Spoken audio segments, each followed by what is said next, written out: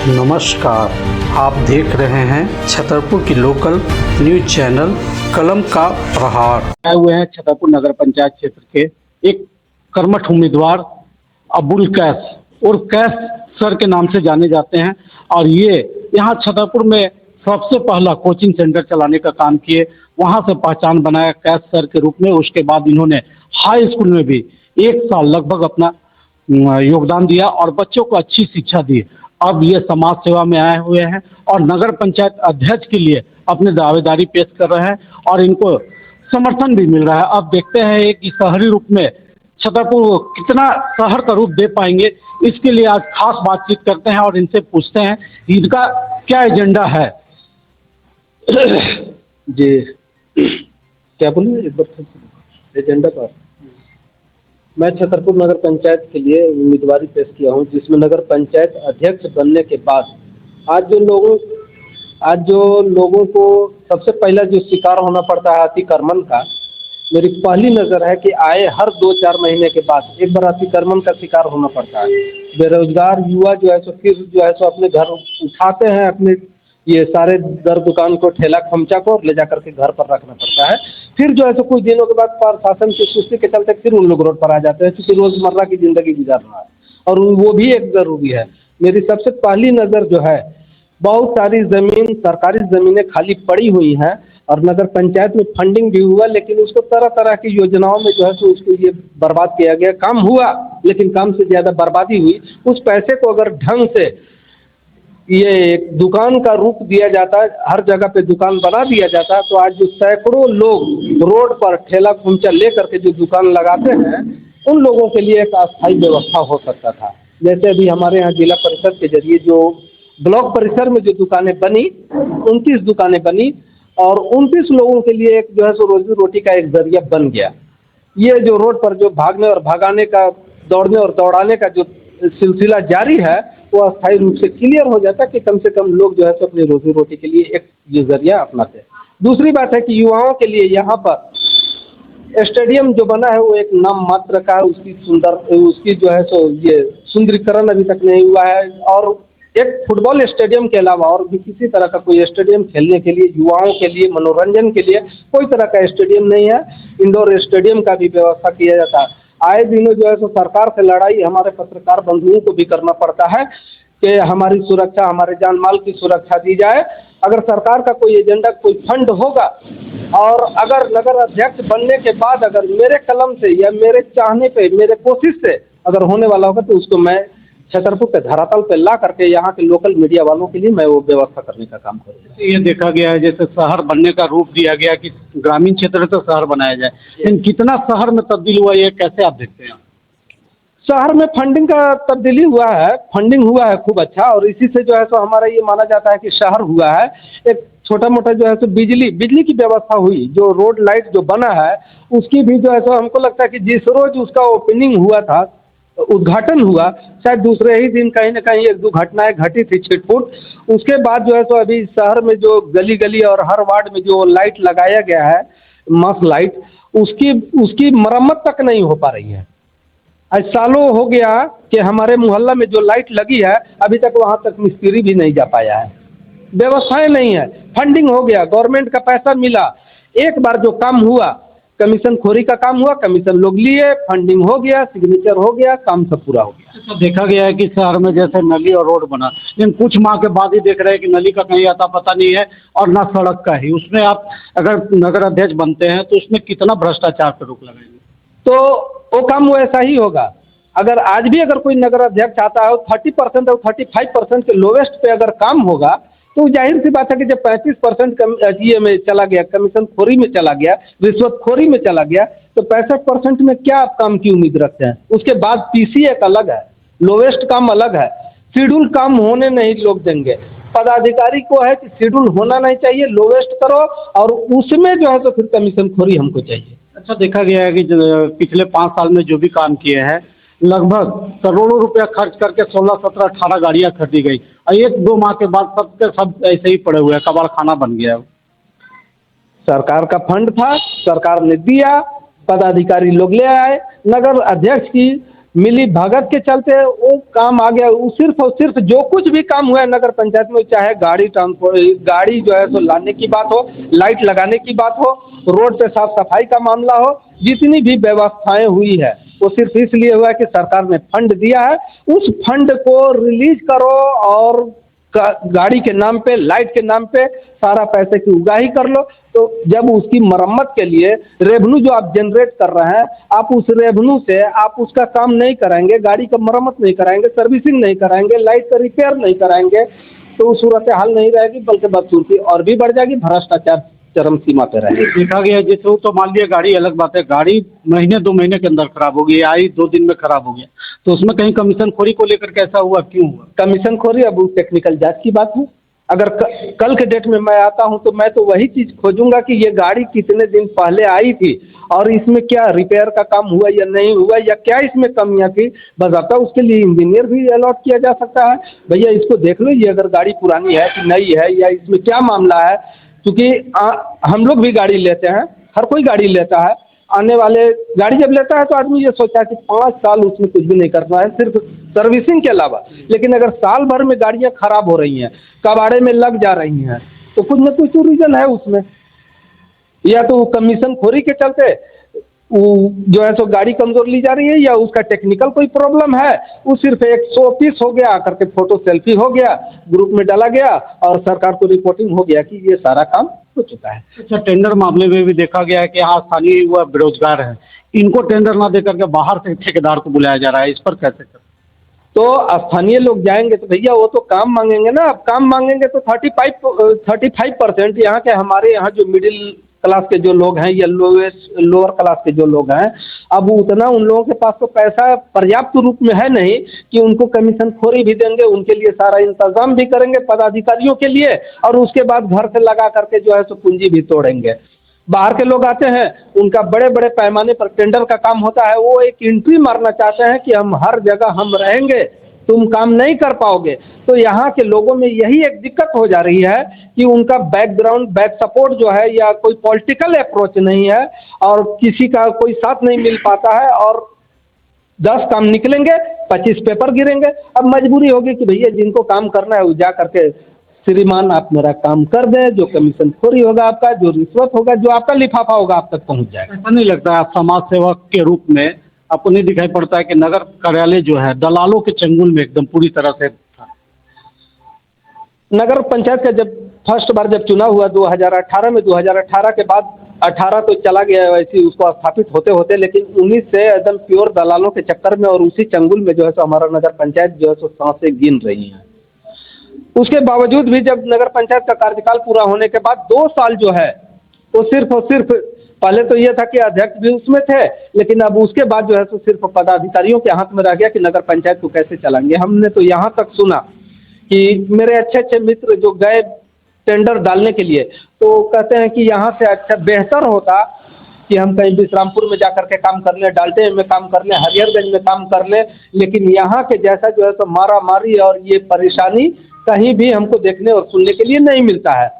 एकदम सीधी सी बात है कि अगर 25 और 30% में अगर आप काम लेना चाहेंगे तो आपको कभी, इससे कम में तो आपको कभी वो काम नहीं मिल सकता है। अच्छा, आप ये नहीं देखे कि मतलब जो भी यहाँ पे टेंडर हुआ, जैसे जीविकोपार्जन, मतलब जिंदगी जीने की बात तो अलग बात है, जो मरने के बाद शमशान घाट में जाते हैं, शमशान घाट को भी लोग लूट लिए। शमशान घाट को नहीं, अगर कफन भी अगर जैसे सड़ता गलता या जलता नहीं ना, तो उसको भी उठा करके ले आते कि फिर अगला बार जो है तो उसको पीताम्बरी दे देना हो। इस पर कितना अंकुश आप लगाएंगे?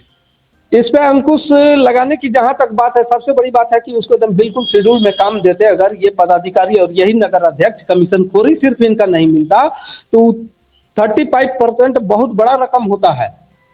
100 रुपये का 35 रुपया रिश्वतखोरी में जाना बहुत बड़ा पैसा होता है, और उसको आप अगर चाहते हैं तो अपने घर का जैसे आप पर्सनल काम करते कराते हैं उतना अच्छा तो नहीं होता, लेकिन हाँ उससे थोड़ा सा ही गुणवत्ता में कमी होता। लेकिन जो आज लास्टिंग या जिसका भी लाइफ, नल पुल पुलिया जितना भी है, जल मीनार या जो कुछ भी काम हुआ है, अगर आज साल भर में टूट रहा है तो वो आने वाला 5 से 10 साल जो है तो वो आपका काम। जितने भी अभी प्रत्याशी खड़े हैं, लोग अपने अपने दावे पेश कर रहे हैं, आपको नहीं लगता है शहर, जैसे शहर नाम लेते हैं तो शहर, आदर्श शहर में क्या कहा जाता है? सिर्फ नली गली की, उसके अलावा भी कुछ और नहीं? अगर मैं बनूं या मैं अगर आ जाता हूं अब जनताओं के आशीर्वाद से, तो मेरी सबसे पहली प्राथमिकता होगी कि नल जल पे मैं सबसे पहले काम करूंगा और एजुकेशन पे काम करूंगा। हमारे यहाँ सबसे बड़ा अगर गरीबी किसी चीज़ का है तो वो एजुकेशन की गरीबी है। पानी भी आदमी पी लेता है, पानी खरीद करके भी पी लेगा, नहीं होगा हर जगह सप्लाई जो है सो पानी जो है सो लोग ये टैंक से भी मंगा लेते हैं। लेकिन एजुकेशन एक ऐसा चीज़ है कि आपको स्कूल और मास्टर आपके दरवाजे तक नहीं जाएंगे, आपको बच्चे को वहाँ तक पहुँचाना होगा, उसके लिए व्यवस्थाएं होनी चाहिए थी। प्राइमरी नाम का स्कूल का कोई व्यवस्था तो यहाँ है ही नहीं। तो आपको ऐसा नहीं लगता है शहर में एक धर्मशाला होना चाहिए, एक सांस्कृतिक कार्यक्रम के लिए टाउन हॉल होना चाहिए, बस स्टैंड होना चाहिए, टैक्सी स्टैंड होना चाहिए? इस शहर में इस व्यवस्था के नाम पर तो इसको शहर का नाम ही नहीं देना चाहिए था। सबसे बड़ी बात है, सिर्फ लाइट लगा देने से वो शहर नहीं हो जाता है, सिर्फ जो है सो नली बना देने से वो शहर नहीं हो जाता है। शहर के लिए जो व्यवस्थाएं होती हैं कि हॉस्पिटल का व्यवस्था चुस्त दुरुस्त हो, आने वाले टाइम में जो है सो पानी का व्यवस्था है, हर जगह पे नल जल की व्यवस्था हो, एजुकेशन का एक अच्छा माहौल हो, धर्मशालाएं हो, यात्री शेड हो, बस स्टैंड हो, टैक्सी स्टैंड हो, सब चीज़ का एक अलग अलग कॉलम बना हुआ है कि टैक्सी स्टैंड हो तो कहाँ पे होनी चाहिए। शहरों में जब हम लोग भी कहीं जाते हैं तो ऐसा नहीं है कि जहाँ उतरे वहाँ से फिर दूसरे बस स्टैंड के लिए हमको बाई बस जाना है, नहीं, वहाँ से भी व्यवस्था है कि यहाँ से अब टेम्पू के लिए, वो बहुत अच्छी व्यवस्था है। अगर मान लेते हैं कि हम यहाँ पर उतरे और यहाँ से जाने के बाद में अगर 2 किलोमीटर के बाद हमको अगर बस पकड़नी है तो यहाँ से वहाँ तक अगर 100 टेम्पू भी चल रहा है तो 100 बेरोजगारों के लिए रोजी रोटी का जरिया होगा। सबसे बड़ी चीज़ है, सबसे बड़ी चीज़ है कि आधी आबादी का आने वाली महिलाएं जो हमारे साथ कदम पे कदम मिला के चलते हैं, लेकिन उनके लिए, उनके बारे में आप क्या सोच रखते हैं, उनके लिए क्या व्यवस्था दीजिएगा? देखिए, उनके लिए सबसे बड़ी चीज़ है कि व्यवस्थाएं जब होने दे लोग तब तो सबसे बड़ी बात तो है कि प्रलोभन वाली जो बात होती है और रातों रात खरीद बिक्री वाला मामला होता है, उन बेचारियों का तो जो है तो पहले ही से अपना चकनाचूर हो जाता है, इसलिए कि उनको दे दिया जाता है लॉलीपॉप ले लीजिए और कल जो है तो जीतेंगे तो सब कुछ करेंगे। भैया आज कोई अगर 10 लाख रुपए खर्च करता है कि कल 20 लाख रुपए भी अगर खर्च करता है तो 30 लाख रुपए निकालेगा तो वहीं से निकालेगा, वो आपकी व्यवस्था के बारे में नहीं सोच सकता है। उन लोगों के लिए भी है बहुत तरह के छोटी छोटी बहुत तरह की योजनाएं हैं, बहुत तरह के जो है सो काम धंधे हैं, रोजगार का मुहैया कराया जा सकता है छोटा छोटा। आज मान लेते हैं कि कुछ नहीं होता, नल जल का काम है, सामुदायिक भवनों का काम है, यहाँ तो काम निकलता है और रातों रात काम भी पूरा हो जाता है क्योंकि उसकी व्यवस्थाएं ऐसी है। अगर नाली बनाने की बात है तो जेसीबी को भी लगा दिया जाता है कि चल भैया एक दिन में कोड़ खान और सुबह में जो है तो नाली का काम पूरा कर दे। उसको अगर लेबर से किया जाए तो क्या वो काम जो है तो यहाँ के लेबर मजदूरों को नहीं मिलता? अच्छा, क्यों नहीं? अगर मतलब जैसे करोड़ों रुपया का गबन कर लिया गया नगर पंचायत के द्वारा, तो आप अगर नगर अध्यक्ष बनते हैं तो उसकी जाँच करा करके दोषियों पर कार्रवाई करेंगे कि नहीं? मैं जब नॉमिनेशन करके आया था तो मैं यही सवाल मेरे साथ उस रोज भी किया गया था। मैं जब बैठूंगा तो अदतन जो होता है कि पिछला फाइल जो प्रभार देने और लेने की बात, तो जैसे ही मैं प्रभार लूँ तो मैं सारे चीज़ों का अवलोकन करके मैं उसकी जांच करूंगा कि अगर हमको मान लूँ कि अगर ये चेयर रखा गया है, कोई आदमी बताया कि वाउचर लगा दिया कि ये 5,000 की चेयर है, तो उसको हम जांच करेंगे कि ये 5,000 की चेयर है या 500 की भी नहीं है। सबसे पहले मैं उसकी जांच करूंगा और अगर उसमें कहीं अगर दोषी पाए गए तो निश्चित तौर पर कार्रवाई होगी। गरीबों को जैसे छत देने की बात सरकार करती है और सरकार के द्वारा यहाँ आवास भी दिया गया, लेकिन उसमें भी लोग इतना परेशान किए गरीबों को तो उनसे 30,000 40,000 रुपया तक ले लिया। वो स्थिति हो गई कि वो घर पूरा नहीं कर पाए, उस पर आप कैसे क्या करेंगे? सबसे बड़ी बात है ना कि आवास जो है तो बहुत ऐसे लोग हैं, मैं ये नहीं कह रहा हूँ कि लाभान्वितों को आवास नहीं मिला है, लेकिन 10 से 15% ऐसे भी लाभुक हैं जिनके यहाँ टाइल्स और मार्बल पहले से लगा था, उसी पर फंडिंग फिर हुआ है और उसी पर आवास भी पास हुआ है। अगर वो चीज़ ज़मीन से जुड़ करके हमारे चाहे वो अध्यक्ष महोदय होते या पदाधिकारी होते, अगर ज़मीन पर उतर करके वार्ड वाइज जा करके अगर अपने से सर्वे करके करते तो हमको लगता है कि कम से कम 15 से 20% वैसे लोगों को आवास मिलता जो झुग्गी झोपड़ी में और ये पत्ती वगैरह डाल करके झोपड़ी बना करके जो लोग रह रहे हैं उन लोगों के लिए भी एक अच्छा सा आशियाना बना हुआ हो। आप जैसे नगर अध्यक्ष पद के लिए उम्मीदवारी पेश किए हुए हैं, आप यहाँ के जनता जनार्दन से क्या अपील करना चाहेंगे कि आपको मतदान किस वजह से करें, कैसे देखते हुए करें? जनता जनार्दन से मैं यही अपील करूंगा कि वो जो है सो चुनाव हर दिन आते हैं, हर दिन, हर 5 साल के बाद चुनाव आएंगे, चुनाव जाएंगे। हर तरह के लोभ लोभावन वाले भी काम चलेंगे, लोग करते भी हैं और होता भी है। चुनाव में यही चीज़ लोग करते ही हैं। तो मैं जनता से यही अपील करूंगा कि मैं 2-3 मुद्दे को मैं लेकर के मैं चुनाव के लिए मैं आया हूं इस मैदान में। सबसे पहली चीज़ कि ये जो अतिक्रमण वाला जो मामला है, इसका एक अस्थायी रूप से इसका निदान निकालने की मैं कोशिश करूंगा। जिन लोगों को रोजाना 400-500 रुपये कमाने के लिए रोड पर एक मोल मुसीबत, मोल खतरा लेकर के गाड़ी के पहिए के बगल में बैठ करके दुकान चलाना पड़ता है, मैं सबसे पहले ये काम करूंगा कि उनके लिए एक अस्थायी कहीं न कहीं किसी न किसी तरह का व्यवस्था कराऊं। है, ज़मीनें हैं, सरकार के पास पैसे भी हैं, बस सिर्फ ये था कि हमारे अध्यक्ष महोदय चाहते तो बहुत सारी दुकानें बन जाती और ये जो बेरोजगार लोग जो रोड पर जो अपनी बिजनेस के लिए बैठे हुए हैं, रोजी रोटी के लिए बैठे हुए हैं, उनको अस्थायी रूप से बैठा दिया जाता है। दूसरी बात है कि मैं बार बार कहूँगा कि सबसे पहले अगर मैं ये बैठता हूँ उस चेयर पे, तो मेरी पहली प्राथमिकता जो होगी वो एजुकेशन पे होगा, चाहे वो जिस तरह के भी स्कूल हों। अगर नहीं है तो उसमें जैसी भी व्यवस्था करानी पड़ी मेरे जरिए अगर होने लायक होगा तो मैं उस पर कभी पीछे नहीं हटूंगा, क्योंकि एजुकेशन ही एक ऐसी चीज़ है जिसको किसी भी पैसे से तौला नहीं जा सकता है। चुनाव को आप खरीद सकते हैं, उम्मीदवार को खरीद सकते हैं, मतदाता को खरीद सकते हैं, लेकिन एजुकेशन को आप नहीं खरीद सकते हैं। और आज अगर हमारा शहर एजुकेटेड होता, हमारे बच्चे अगर अच्छे पढ़े लिखे होते, तो हमारे ये शहर की दुर्दशा ये नहीं होती और लुभाने की ज़रूरत नहीं पड़ती और लूटते भी नहीं लोग।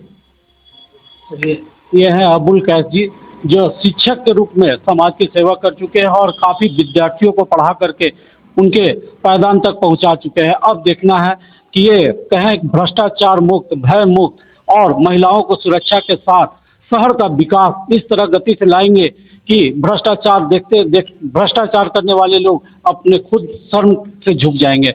मैं राजीव सिन्हा, कैमरामैन असगर हुसैन के साथ। मैं अब्दुल कैस उर्फ मोहम्मद कैस अख्तर, छतरपुर नगर पंचायत अध्यक्ष पद का उम्मीदवार हूं।